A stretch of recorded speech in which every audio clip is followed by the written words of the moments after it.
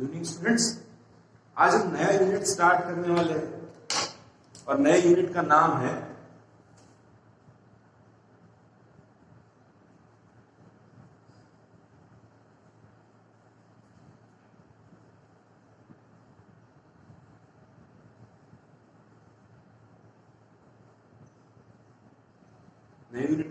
Kinetic theory of gases and radiation. सही बात है, kinetic theory of gases and radiation. अब ये काइनेटिक थ्योरी ऑफ गैसेस में हमें पढ़ना क्या है और ये काइनेटिक थ्योरी ऑफ गैसेस ही क्यों पढ़ना है ना। नॉर्मली जो मैटर रहते हैं, जो भी सब्सटेंस रहता है, वो मुझे तीन फॉर्म में मिलता है, सॉलिड, लिक्विड एंड गैस। तो हम काइनेटिक थ्योरी ऑफ लिक्विड और काइनेटिक थ्योरी ऑफ सॉलिड क्यों नहीं पढ़ते, हम सिर्फ काइनेटिक थ्योरी ऑफ गैसेस क्यों पढ़ते हैं। ठीक है, सबसे पहले तो वो पढ़ना पड़ेगा।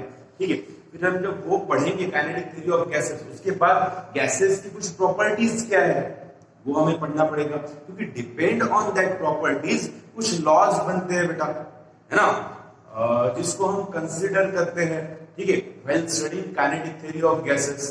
ठीक है, तो सबसे पहले देखते हैं काइनेटिक थ्योरी ऑफ गैसेस क्या है। सही बात है, तो जैसे मैंने बताया जो सब्सटेंस है उसको हम तीन पार्ट में या तीन इसमें डिवाइड करते हैं। ठीक है, वो तीन कौन से होते हैं ध्यान देंगे बेटा।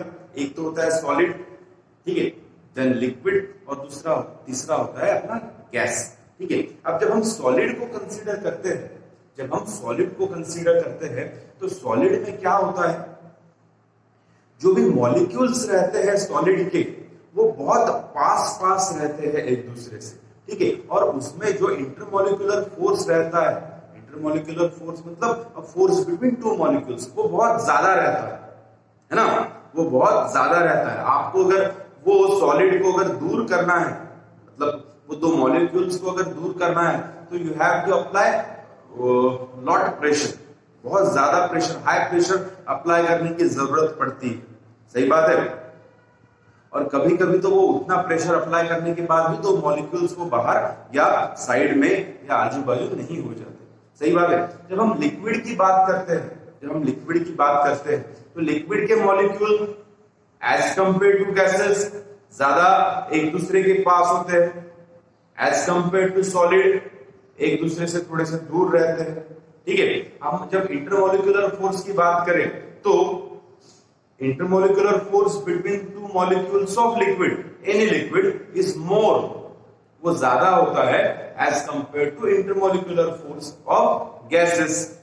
सही बात है, वेयर एज वो कम होता है, किससे कम होता है बेटा, वो इंटरमॉलिक्यूलर फोर्स ऑफ सॉलिड।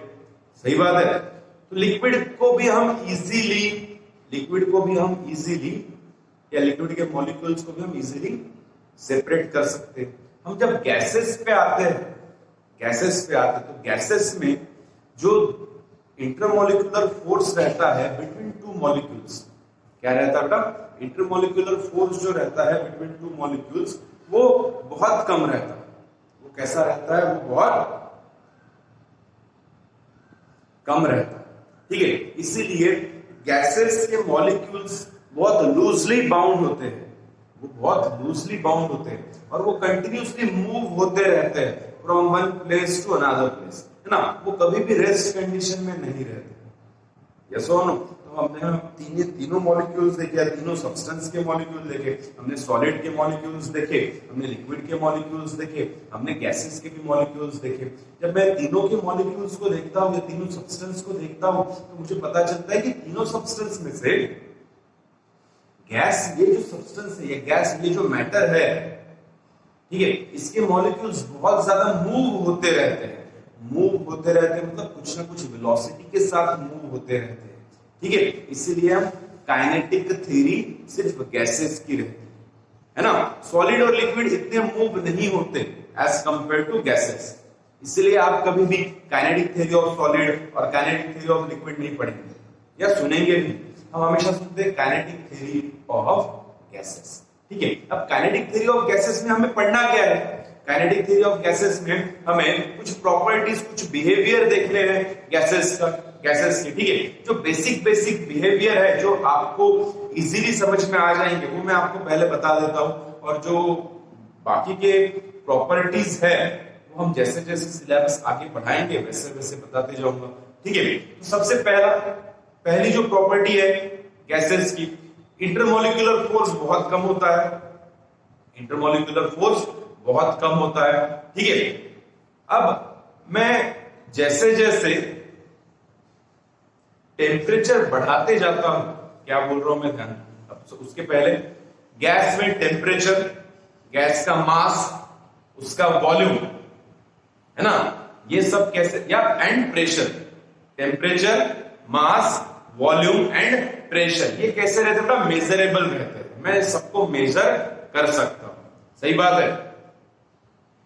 तीसरा पॉइंट, अगर मैंने कंटेनर में गैस रखी है, मैंने कंटेनर में अगर एक गैस रखी है, तो वो गैस क्या करती है, कंटेनर के जो साइड्स है, कंटेनर का जो साइड है उसके ऊपर प्रेशर अप्लाई करता है। कंटेनर का जो साइड है उसके ऊपर प्रेशर अप्लाई करता है, और वो प्रेशर कौन से साइड में होता है, आउटवर्ड साइड, बाहर के साइड में। समझ में आया? पक्का? उसके बाद जैसे जैसे मैं टेम्परेचर बढ़ाता हूं, जैसे जैसे मैं टेम्परेचर बढ़ाता हूं, वैसे वैसे वॉल्यूम भी बढ़ता है। वैसे वैसे क्या होता है बेटा, वॉल्यूम भी बढ़ता है। और जैसे जैसे टेम्परेचर बढ़ेगा, वॉल्यूम बढ़ेगा, लेकिन प्रेशर क्या होगा बेटा, कम होगा गैस में। एक चीज याद रखना, ठीक है, ये एग्जांपल आप करके भी देख सकते हो। ठीक है, कैसा है, घर में एक लिक्विड पानी, उसके ऊपर एक जो है ना सरफेस, जो कंटेनर है उसको ढक दो, और गैस जो है उसको शुरू कर दो, गैस के ऊपर वो कंटेनर रख दो, और वो लिक्विड क्या होगा बेटा, वेपराइज्ड होगा, है ना, उसकी भाप बनेगी, वो गैसियस स्टेट में जाएगा। ठीक है, तो जैसे जैसे टेम्परेचर बढ़ेगा, आइडियली होता क्या है, वो जो आइडियल की बात कर रहा हूं मैं, आइडियल की बात कर रहा हूं, आइडियल कंडीशन में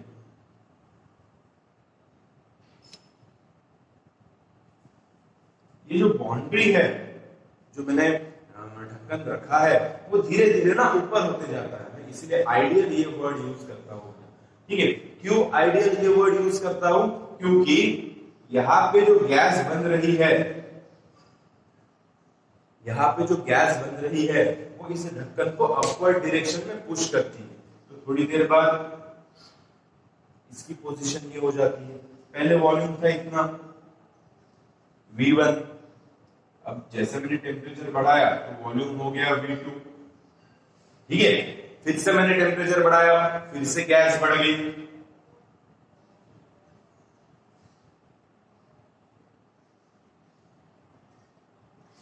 फिर वॉल्यूम हुआ V3, है ना। तो जैसे जैसे मैं टेम्परेचर बढ़ाते जाऊंगा वैसे वैसे वॉल्यूम बढ़ते जाएगा।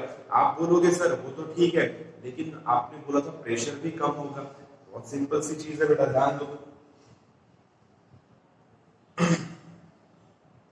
पहले नंबर ऑफ मॉलिक्यूल्स इतने ही थे, या जगह कम थी, है ना। जस्ट कंसीडर आप जहां पे रहते हो, ठीक है, या आप जहां पे, या जिस स्कूल में पढ़ाई करने जाते हो, स्कूल में जो क्लासरूम है, उस क्लासरूम में 30 स्टूडेंट्स के बैठने के लिए ही जगह है ना, 30 स्टूडेंट्स के बैठने के लिए ही जगह है। ठीक है, और 30 स्टूडेंट्स के लिए एक ही टीचर पढ़ा रहा है आपको, या 10 स्टूडेंट के लिए एक ही टीचर पढ़ा रहा है। 10 स्टूडेंट के लिए एक ही टीचर पढ़ा रहा है, तो वो टीचर का ध्यान सबके तरफ होगा। सही बात है, सबको वो इक्वली प्रेशराइज करेगा, है ना। प्रेशर स्टूडेंट के ऊपर ज्यादा होगा। लेकिन जैसे ही वो क्लास में 10 स्टूडेंट के अलावा और 40 स्टूडेंट आ जाते हैं, कितने स्टूडेंट आ जाते हैं, 40 स्टूडेंट और आ जाते हैं, मतलब वॉल्यूम बढ़ गया, देखा जाए तो नंबर ऑफ मॉलिक्यूल्स बढ़ गए। अब टीचर के लिए पॉसिबल नहीं होगा ना बेटा वो 50 स्टूडेंट की तरफ ध्यान देना, है ना। मतलब टीचर का जो प्रेशर था वो धीरे धीरे क्या हो गया, कम हो गया। सही बात है, पक्का। तो सेम यहाँ पे, और ये हम सब आइडियल गैस के लिए कंसीडर करते हैं बेटा, किसके लिए कंसीडर करते हैं, आइडियल गैस के लिए। और ये सब होने के बाद फिर हम जब आइडियल गैस कंसीडर करते हैं तो उसके कुछ लॉज है, गैस के कुछ लॉज है जो हमें पढ़ने हैं। ठीक है, तो अभी हम गैस के लॉस पढ़ेंगे, जैसे बॉयल्स लॉ है, चार्ल्स लॉ है, गाय-लुकास लॉ है, ये 3 लॉस पढ़ने हैं। और उसके बाद हमें क्या करना है, आइडियल गैस के लिए गैस इक्वेशन फाइंड करना। क्या करना है बेटा, आइडियल गैस के लिए गैस का इक्वेशन फाइंड करना है। जो मैंने बोला ध्यान दो, मास, वॉल्यूम, टेम्परेचर एंड प्रेशर, ये मेजरेबल रहेंगे गैसेस, सही बात है। और ये 3-4 फैक्टर एक बहुत इंपॉर्टेंट रोल प्ले करते हैं, ठीक है बेटा। इसके बाद हम गैस के लॉस पढ़ेंगे, ठीक है, ठीक है। तो 3 लॉ पढ़ने हैं बेटा गैस, ठीक है। अब उस 3 लॉ में सबसे पहला लॉ है बॉयल्स लॉ। सबसे पहला लॉ कौन सा है, बॉयल्स लॉ, ठीक है। 1 मिनट बेटा, ठीक है। तो बॉयल्स लॉ क्या कहता है, ध्यान दो। बॉयल्स लॉ का स्टेटमेंट क्या है, या बॉयल्स लॉ में हम टेम्परेचर को जो है कांस्टेंट रखते हैं।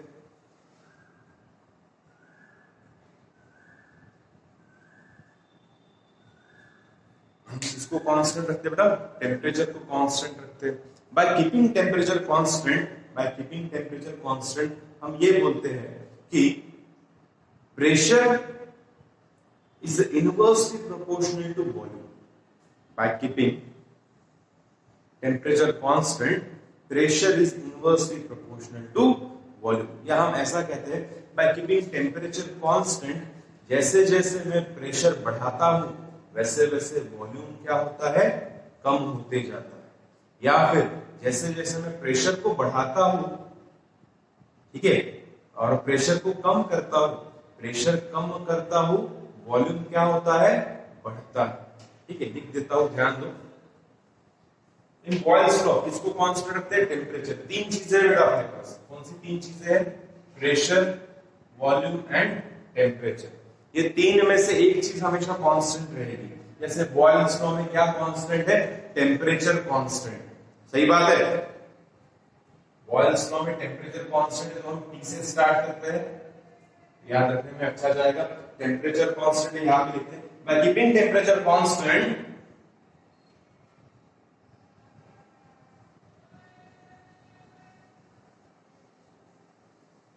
Pressure and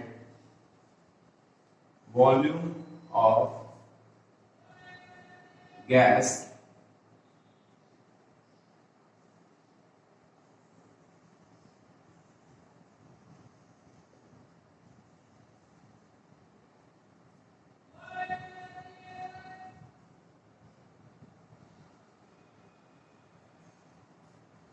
by keeping temperature constant, pressure and volume of gas, pressure and volume of gas are inversely proportional to each other. Inversely proportional to each other, pressure और volume inversely proportional to each other। इसका मतलब है अगर एक quantity या एक parameter अगर बढ़ रहा है तो दूसरा पैरामीटर क्या होगा बेटा, कम होगा। तो मैं यहाँ पे लिख देता हूँ, ध्यान दो, pressure is inversely proportional to volume, सही बात है। If pressure increases, एरो ऊपर जा रहा है मतलब वो प्रेशर इंक्रीज हो रहा है। If pressure increases, then volume decreases. If pressure decreases, if pressure decreases, then volume increases, ठीक है। अब इसका एग्जांपल देख लो बेटा, इसका एग्जांपल देख लो। ये एक कंटेनर है, कंटेनर के ऊपर ये मैंने स्लाइडर रखा है। स्लाइडर मतलब आप ढक्कन बोल सकते हो उसको, ठीक है। और ये उसका शाफ्ट है, ठीक है। पहले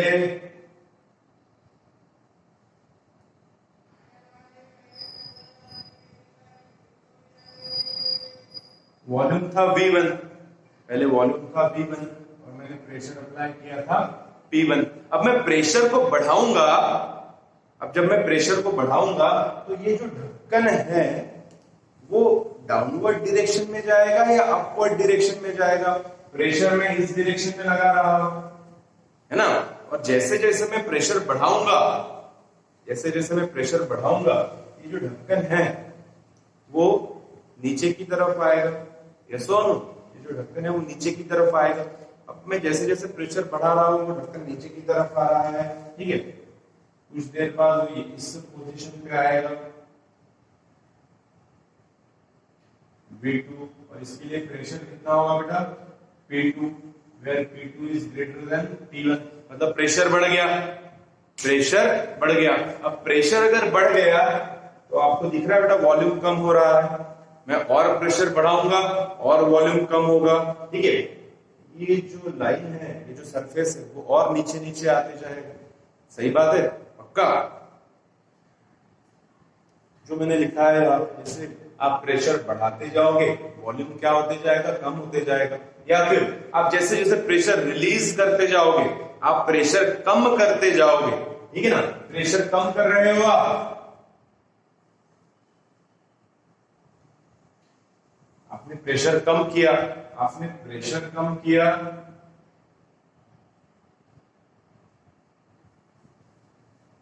आपने प्रेशर कम किया, वो जो स्लाइडर है वो नीचे की तरफ नहीं जाएगा बेटा, वो तो ऊपर की तरफ आएगा। सही बात है ना। आपने जैसे ही प्रेशर कम किया, वो जो स्लाइडर है वो ऊपर की तरफ आएगा। इसलिए हमने बोला है that pressure is inversely proportional to volume, ठीक है। अब इसका ग्राफ कैसे बनेगा, इनवर्सली प्रोपोर्शनल है। कैसा है, इनवर्सली प्रोपोर्शनल है। मैंने y एक्सिस पे वॉल्यूम कंसीडर किया, x एक्सिस पे प्रेशर कंसीडर किया। सही बात है ना। इनवर्सली प्रोपोर्शनल है, तो इनवर्सली प्रोपोर्शनल के लिए ग्राफ इस तरीके से बनेगा। सही बात है। यहाँ पे वॉल्यूम कितना, ये प्रेशर। अब जैसे जैसे प्रेशर कम होते जाएगा या प्रेशर बढ़ते जाएगा, जैसे जैसे प्रेशर बढ़ते जाएगा, वैसे वैसे वॉल्यूम की वैल्यू क्या होती जाएगी बेटा, या वॉल्यूम क्या होते जाएगा, कम होते जाएगा। सही बात है। तो ये है पहला बॉयल्स लॉ, ठीक है। जो आज हम 3 लॉ पढ़ने वाले हैं वो इंपॉर्टेंट है, ठीक है, याद रखना। ये हो गया फर्स्ट लॉ। अब सेकेंड लॉ है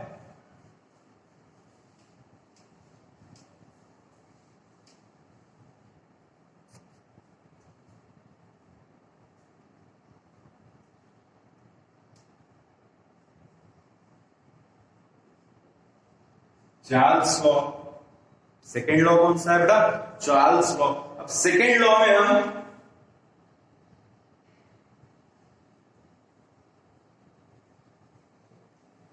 प्रेशर को कांस्टेंट रखते हैं। इसको कांस्टेंट रखते हैं, प्रेशर को कांस्टेंट रखते हैं।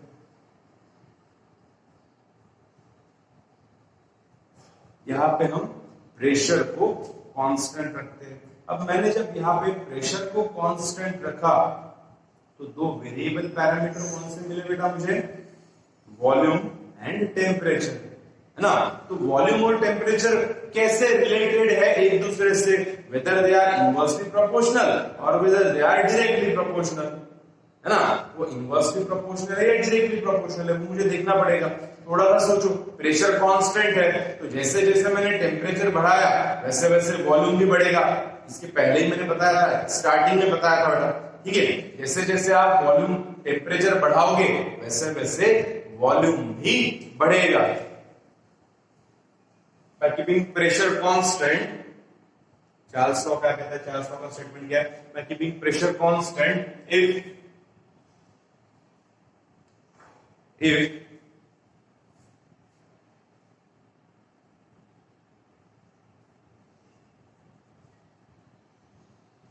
keeping pressure constant, temperature and volume of system is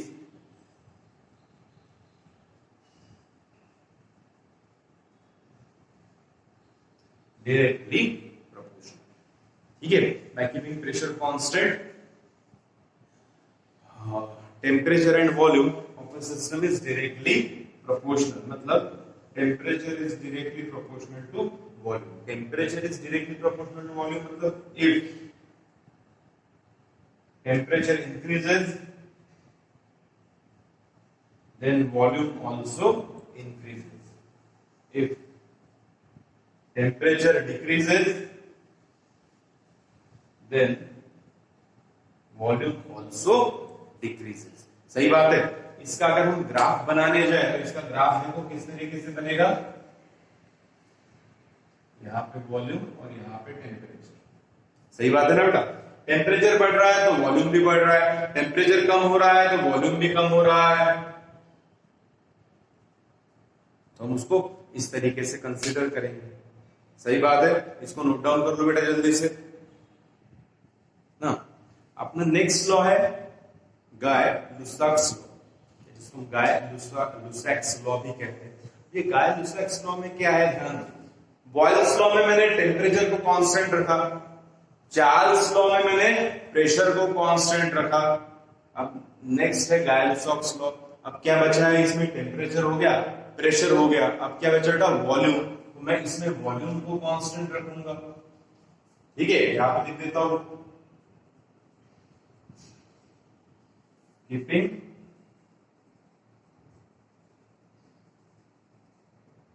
volume constant. मैंने यहां पे वॉल्यूम को कांस्टेंट रखा, तो वॉल्यूम को अगर मैंने कांस्टेंट रखा तो क्या होगा, वॉल्यूम को जब मैं कांस्टेंट रखता हूं तो pressure is directly proportional to temperature. Pressure is directly proportional to temperature. जैसे जैसे प्रेशर बढ़ते जाएगा वैसे वैसे टेम्परेचर भी बढ़ते जाएगा। सही बात है। इसका अगर हम ग्राफ निकाले तो यहाँ पे प्रेशर कंसीडर करो, यहाँ पे टेम्परेचर कंसीडर करो, तो आपको इसका ग्राफ इस तरीके से मिलेगा। सही है, ठीक है। गायरोस्टॉक्स लॉ क्या कहता है बेटा, उसमें आप इसको कांस्टेंट रखना है, आपको वॉल्यूम को कांस्टेंट रखना है, वॉल्यूम चेंज नहीं होने देना। ठीक है, मैंने वॉल्यूम को कांस्टेंट रखा, तो जब मैं वॉल्यूम को कांस्टेंट रखता हूं तो क्या होता है, keeping volume constant pressure and temperature is directly proportional to each other. मतलब जैसे जैसे प्रेशर बढ़ते जाएगा वैसे वैसे टेम्परेचर भी बढ़ते जाएगा। अगर प्रेशर डिक्रीज हुआ तो टेम्परेचर भी डिक्रीज। सही बात है आपका, इसको नोट डाउन करो। इसके बाद हम गैस इक्वेशन को डिराइव करेंगे। ठीक है बेटा, जल्दी से। तो आइडियल गैस इक्वेशन फाइंड अगर मुझे करना है तो आइडियल गैस इक्वेशन फाइंड करने के लिए मुझे बॉयल्स लॉ और चार्ल्स लॉ, ये दोनों लॉ कंसीडर करने पड़ेंगे। कौन से लॉ बेटा, boils law and Charles law. Boyle's law में हम जहां पे टेम्परेचर को कांस्टेंट रखते हैं, उसी तरीके से चार्ल्स लॉ में हम प्रेशर को कांस्टेंट रखते हैं। ठीक है, तो सबसे पहले हम चार्ल्स लॉ अप्लाई करेंगे। सही बात है, इनिशियल प्रेशर और इनिशियल टेम्परेचर देख लो। ठीक है, इनिशियल वॉल्यूम भी देख लेंगे। चलो ध्यान दो, initial volume V1, pressure P1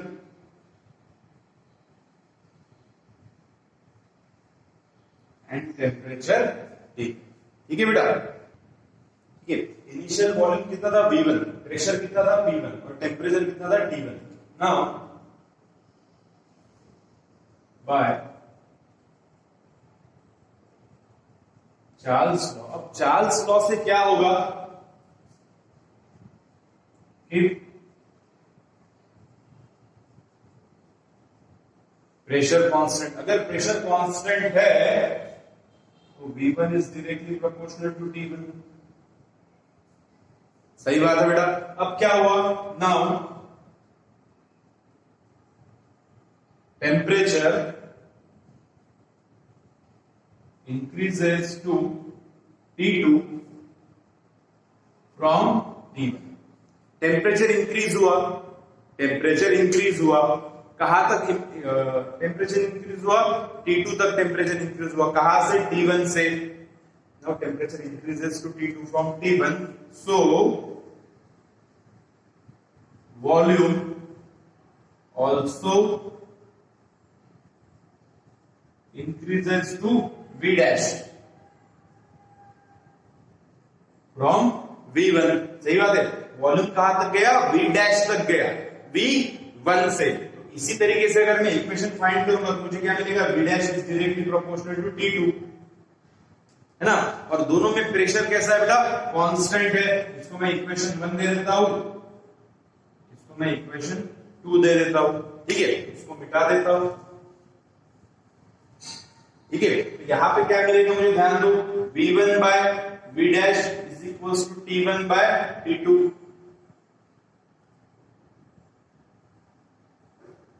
है ना। V1 bye V dash is equals to T1 by T2। अब ये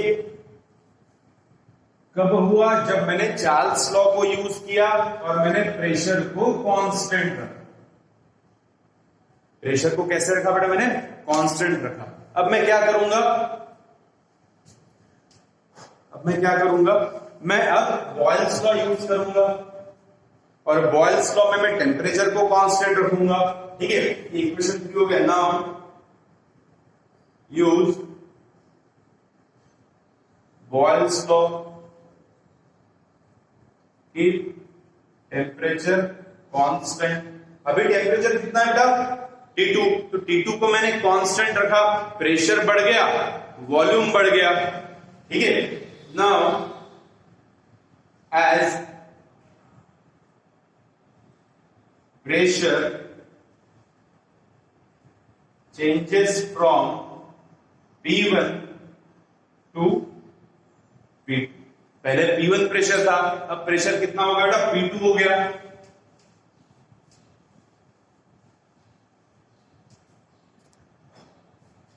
अब प्रेशर कितना हो गया? P2 प्रेशर हो गया। और जब P2 प्रेशर हुआ तो उसके लिए वॉल्यूम कितना होगा? ध्यान दो, for P2 volume is V2, सही बात है। For P2 volume is V2। तो हम ना अब वॉल्यूम और प्रेशर के बीच में रिलेशन फाइंड कर लेंगे। ये क्या हो गया? ध्यान दो बेटा, P2 is inversely proportional to V2, और V2 is equals to constant,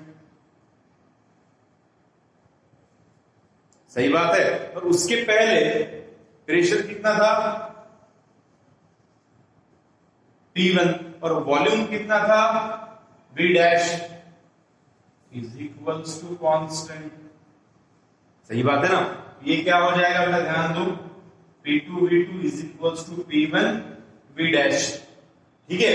जैसे ये इक्वेशन एक मिला था V1 by V डैश, तो ये इक्वेशन देखो क्या मिलेगा? P2 by P1 is equals to V dash by V2। इसको थोड़ा सा प्रॉपर्ली लिख लेंगे, V dash by V2 is equals to P2 by P1। ये हुआ मेरा इक्वेशन 4, है ना। पहले मैंने चार्ल्स लॉ यूज किया, प्रेशर को कांस्टेंट रखा, इसको फाइंड किया। उसके बाद मैंने बॉयल्स लॉ यूज किया, टेम्परेचर को कांस्टेंट रखा और इसको फाइंड किया, सही बात है। अब ये फाइंड हो गया। अब ये फाइंड होने के बाद इक्वेशन 3 और 4 मिल गए हैं। इक्वेशन 3 ऊपर लिख देता हूं यहाँ पे, V1 by V dash is equal to T1 by T2, ठीक है। अब क्या होगा? ध्यान दो, मल्टीप्लाई इक्वेशन 3 एंड 4। मैंने इक्वेशन 3 एंड 4 को मल्टीप्लाई किया तो मुझे क्या मिलेगा? V1 बाय V डैश इंटू V dash by V2 is equals to P2 by P1 into T1 by T2। V dash get cancelled, तो V1 bye V2 is equals to P2 T1 P1 T2। अब 1 वाली term side में लेके आ जाएंगे, 2 वाली term side में लेके आ जाएंगे, तो मुझे क्या मिलेगा? ध्यान दो, V1 P1 divided by T1 is equals to P2 V2 divided by T2। ये प्रेशर को मैं इधर लेके गया, टेम्परेचर को इधर लेके आया, ठीक है। इज इक्वल्स टू कांस्टेंट, सही बात है। इसलिए हम लिखते थे PV by T is equals to constant, ठीक है। ये PV by T is equals to constant, ये कांस्टेंट क्या है,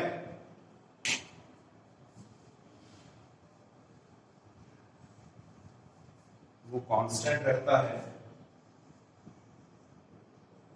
आर ना, हम लिखते हैं R is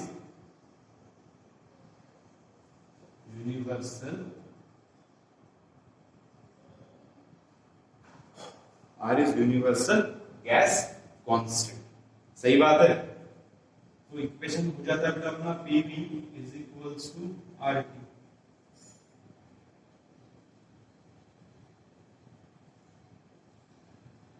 ideal gas equation, ठीक है। कभी कभी इसको इस तरीके से भी लिखते हैं PV is equals to NRT. सही बात है, नंबर ऑफ मॉलिक्यूल्स है, नंबर ऑफ मोल्स है, वो हम जब न्यूमेरिकल्स पढ़ेंगे या और कोई डेरिवेशन लिखेंगे, नॉर्मली वो न्यूमेरिकल्स के वक्त ही आपको क्लियर हो जाएगा। सही बात है बेटा, तो PV is equals to RT है आइडियल गैस इक्वेशन। इसको हमने डिराइव किया by using Boyle's law and Charles. ठीक है बेटा, इसको पढ़ो अच्छे से, कॉपी में नोट डाउन करो। इनकेस अगर कुछ प्रॉब्लम है मुझे पूछो, हम उसको सॉल्व कर लेंगे। सही बात है, आज के लिए इतना सफिशिएंट है। नेक्स्ट लेक्चर में सबसे इंपॉर्टेंट डेरिवेशन मिलेगा आपको, इससे यूनिट का एंड फिजिक्स का, जो पेपर में 4 मार्क के लिए आपको पूछ सकते हैं आपके फाइनल पेपर में। ठीक है बेटा, जो हम नेक्स्ट लेक्चर में पढ़ेंगे। ठीक है, चलो bye, have a great day.